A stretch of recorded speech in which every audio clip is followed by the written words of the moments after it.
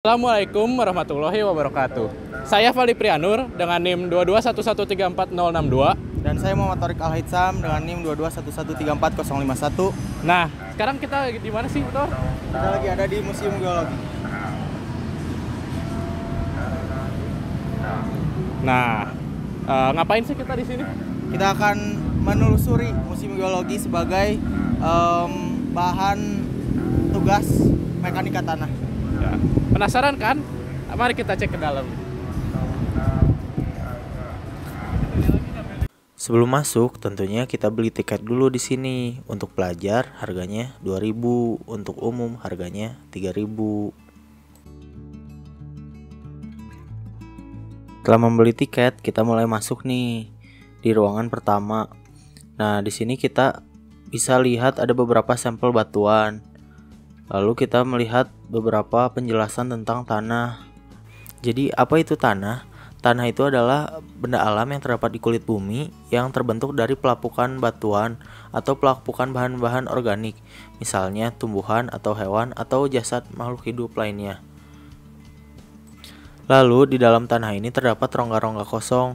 Rongga-rongga kosong ini bisa diisi oleh air atau udara. Air dan udara ini mempengaruhi sifat-sifat tanah. Secara garis besar, tanah ini dibagi menjadi dua kelompok. Yang pertama, tanah yang terjadi oleh penumpukan produk pelapukan batuan di tempat asalnya, yaitu tanah residu atau residual soil. Yang kedua, tanah yang terjadi oleh produk pelapukan yang kemudian terbawa ke tempat lain, yaitu tanah sedimen atau transported soil. Transported soil ini dibagi menjadi tiga. Yang pertama, tanah glasial, terbentuk karena produk pelapukan terangkut dan terdeposisi oleh es atau gletser. Yang kedua, tanah aeolian, terbentuk karena produk pelapukan terangkut dan terdeposisi oleh angin.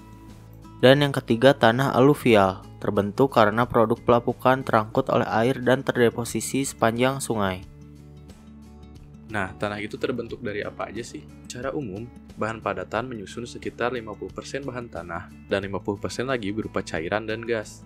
Bahan padatan terbagi menjadi sekitar 45% bahan mineral dan 5% bahan organik.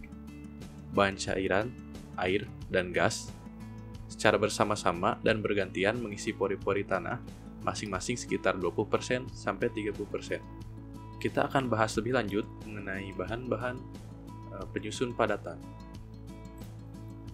Yang pertama adalah bahan mineral tanah. Bahan mineral adalah komponen penyusun tanah dengan persentase yang paling tinggi, yaitu sekitar 45%. Komponen ini terbentuk dari proses pelapukan batuan yang berlangsung dalam jangka yang sangat lama. Nah, batuan yang melapuk ini sangat mempengaruhi jenis tanah yang dihasilkan. Nah, saat kita keliling museum, kita nemuin pengertian dan penjelasan sifat fisik mineral, mineral-mineral pembentuk batuan yang umum dan juga mineral-mineral ekonomik yang jarang terdapat, biasanya dapat dikenal tanpa alat-alat yang rumit dan khusus. Namun cukup dengan mengenal sifat-sifat fisiknya yang meliputi warna, kilap, cerat, belahan, berat jenis, pecahan, kekerasan, ketahanan, dan derajat kejernihan. Yang pertama adalah warna. Banyak mineral seperti magnetit dan galena mempunyai warna tetap, namun beberapa yang lain seperti kuarsa dan kalsit warnanya bervariasi. Warna-warna mineral antara lain putih seperti pada kaolin, kuarsa susu, dan gipsum. Kuning seperti belerang dan auripigmen. Kuning emas seperti pirit dan kalkopirit. Hijau seperti klorit, malakit, dan serpentin. Biru untuk azurit dan beril, merah seperti hematit, timonit, dan sinabar, coklat seperti biotit, garnet, dan limonit, abu-abu seperti galena, grafit, hematit, hitam seperti magnetit, autit, dan hornblende, dan tidak berwarna seperti kuarsa, muskovit, kalsit, dan intan. Yang kedua adalah belahan. Kecenderungan mineral untuk membelah diri pada suatu arah atau lebih disebut belahan. Muskovit dan biotit mempunyai belahan satu arah sehingga dapat terbelah menjadi lempengan-lempengan tipis. Feldspar dan piroxen belahan dua arah tegak lurus. Hornblende mempunyai belahan dua arah yang membentuk sudut 124 derajat. Halit atau NaCl mempunyai belahan tiga arah yang saling tegak lurus, dan kalsit mempunyai belahan tiga arah yang saling tidak tegak lurus. Yang ketiga adalah tingkat kekerasan. Kekerasan yaitu ketahanan mineral terhadap goresan. Kekerasan relatif suatu mineral dapat ditentukan dengan membandingkan suatu mineral tertentu dengan suatu urutan mineral yang dipakai sebagai standar kekerasan. Mineral yang mempunyai kekerasan lebih kecil akan mempunyai bekas goresan pada tubuh mineral tersebut. Standar kekerasan yang biasa dipakai adalah skala kekerasan Mohs yang mempunyai 10 skala, dimulai dari skala 1 untuk mineral terlunak dan skala 10 untuk mineral terkeras. Nah, yang keempat adalah derajat kejernihan. Derajat kejernihan adalah cara mineral meneruskan cahaya. Nah, derajat kejernihan ini ada 3. Yang pertama transparan, yang kedua translucent, dan yang ketiga opaque.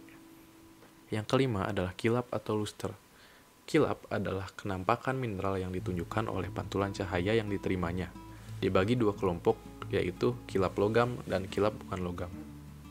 Nah, yang keenam adalah cerat atau streak. Warna serbuk dari cerat bisa sama dengan warna mineralnya, dapat pula berbeda.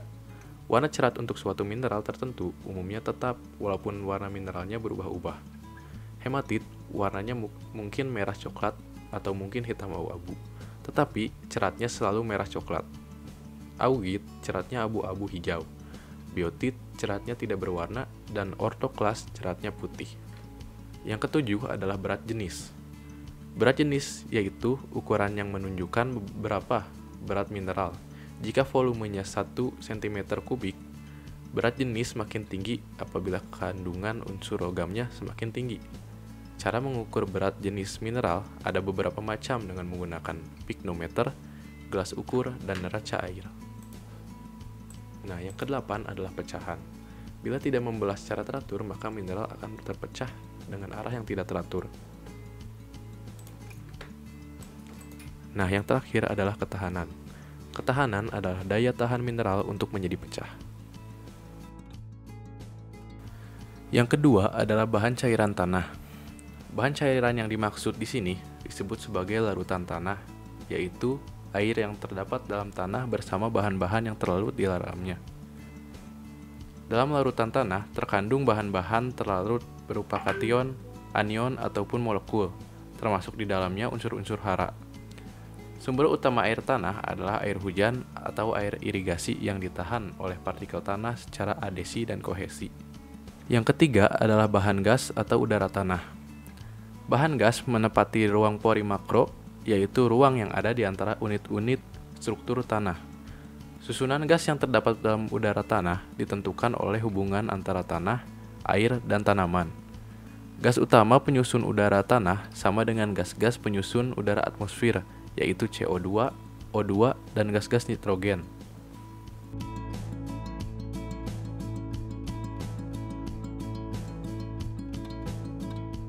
Gak kerasa kunjungan kita ke Museum Geologi udah hampir berakhir. Buat teman-teman yang mau kesini juga jangan ragu ya, karena tempatnya asik dan harga tiketnya juga murah.